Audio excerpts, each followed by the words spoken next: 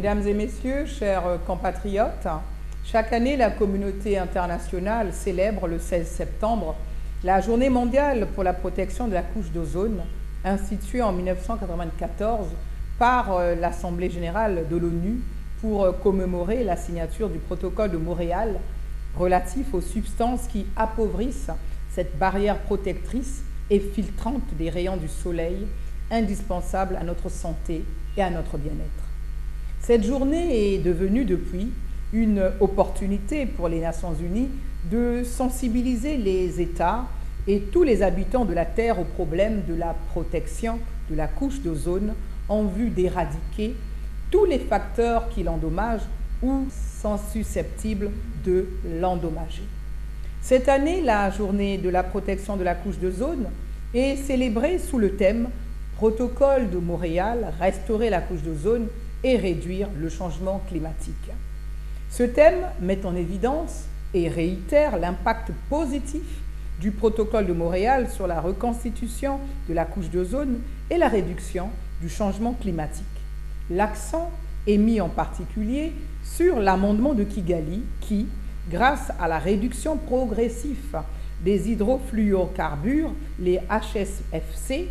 et l'amélioration de l'efficacité dans le secteur de la réfrigération, apportera des avantages supplémentaires en matière d'atténuation du changement climatique.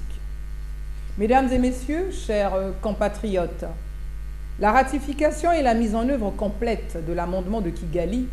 pourrait en effet permettre d'éviter un réchauffement de 0,5 degrés Celsius d'ici à 2100. En combinant l'abandon des gaz qui réchauffent la planète à des gains d'efficacité énergétique liés aux équipements de refroidissement, on pourrait même doubler ce chiffre. Sachez-le, notre pays n'est pas resté en marge de cette dynamique positive. Depuis 2020, la République du Congo a ratifié l'amendement de Kigali qui recommande l'élimination des HFC et mis en place sa propre stratégie de mise en œuvre du dit amendement. Une mise en œuvre qui requiert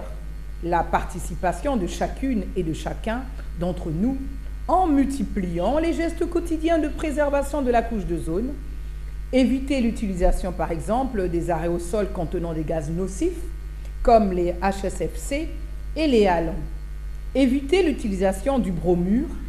de méthyle dans les pesticides et les produits de traitement du bois, utiliser des équipements frigorifiques fonctionnant au réfrigérant naturel ou hydrocarburés compatibles avec l'environnement.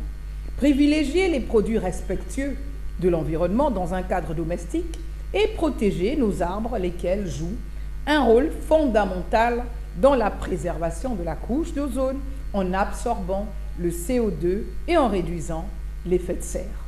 Mesdames et messieurs, chers compatriotes, les bonnes nouvelles sur le front de l'environnement sont suffisamment rares pour être signalées. Grâce au protocole de Montréal et à l'amendement de Kigali, grâce aussi à l'inlassable combat d'hommes d'État visionnaires et responsables comme le président Denis Sassou Nguesso, premier écologiste du bassin du Congo, la couche d'ozone devrait entièrement se reconstituer dans les 4 décennies à venir, contribuant ainsi à limiter le dérèglement climatique. L'époque où des gaz destructeurs de la couche d'ozone et redoutables contributeurs au réchauffement climatique comme les CFC et les halons étaient massivement utilisés dans la fabrication des réfrigérateurs, des congélateurs, des climatiseurs, des aérosols ou des mousses d'isolation et, espérons-le, définitivement révolus.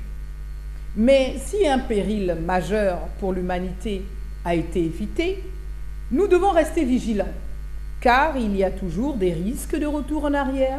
La guérison de la couche d'ozone ne dépend pas que de l'application réussie par 198 pays du protocole de Montréal et de l'amendement de Kigali.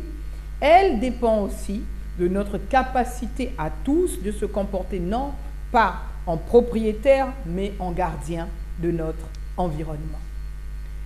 Je conclurai en souhaitant à tous, tout simplement, une journée de la couche d'ozone responsable et En conclusion, vive le Congo vert, durable et tout simplement, je vous remercie.